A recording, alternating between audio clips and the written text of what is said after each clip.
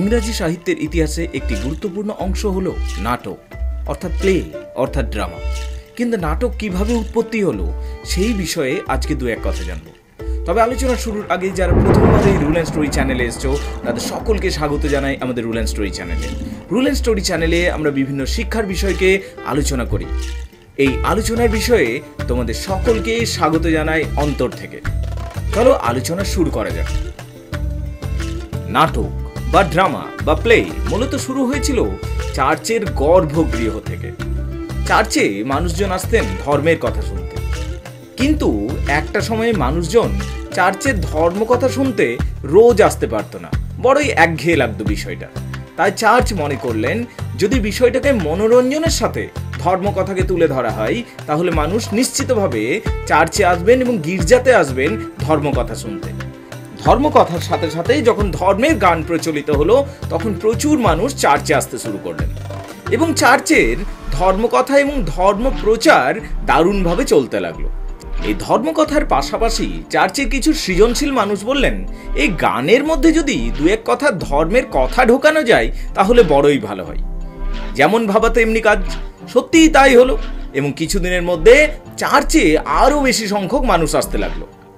এখন মানুষ এতই বেশি আসতে থাকলো যে চার্চের মধ্যে আর মানুষ ধরা যায় না। তখন কি হলো, তখন চার্চের গৃহ থেকে গর্ভগৃহ থেকে শুরু করে চার্চ প্রাঙ্গণে নাটকের মঞ্চ তৈরি হতে লাগলো। নাটকের মঞ্চ তৈরি হতো, সেখানে ধর্মের গান হতো, কিছু ধর্ম কথা হতো এবং চার্চের নিজেদের ধর্মের বিষয়গুলো আলোচিত হতে লাগলো। আমরা দেখতে পাই যে শুধু গান আর রইল না, গান থেকে আস্তে আস্তে নাটকে পরিণত হলো, অর্থাৎ সংলাপ, এবং সংলাপের মাধ্যমে বাইবেলের গুরুত্বপূর্ণ ঘটনাগুলোকে তুলে ধরতে লাগলো সকলে।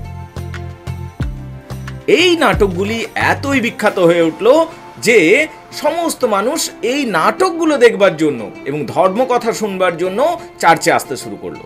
কিন্তু চার্চে এত বেশি লোককে রাখবার জায়গা ছিল না, তাই শেষ পর্যন্ত চার্চ সিদ্ধান্ত নিলেন যে নাটকের মঞ্চ চার্চের গণ্ডির বাইরে হবে। এরপরে আমরা দেখতে পাই যে নাটক বা ড্রামা বা প্লে যা চার্চের গর্ভ থেকে শুরু হয়েছিল তা কিন্তু চার্চের বাউন্ডারির বা সীমানার বাইরে চলে যাচ্ছে। যখন চার্চের সীমানার বাইরে চলে যাচ্ছে তখন নাটক করার উপর চার্চের আর কোনো নিয়ন্ত্রণ থাকছে না। এরপর আমরা দেখতে পাই বিভিন্ন ব্যবসায়ী গোষ্ঠী এবং বিভিন্ন দল নাটক করতে শুরু করছে নিজেদের মধ্যে। নাটক এতই বিখ্যাত হয়ে যাচ্ছে যে কিছু মানুষ এই নাটক করাটাকে এবং নাটকের মধ্যে অভিনয় করাটাকে এবং নাটক লেখালেখিকে পেশাগত দিক থেকে বেছে নিচ্ছেন। এর পরবর্তী সময় আমরা দেখি নাটকের জন্য আলাদা গাড়ি তৈরি হচ্ছে এবং যাত্রা দল তৈরি হচ্ছে, যারা এক শহর থেকে অন্য শহরে যেতে শুরু করছে।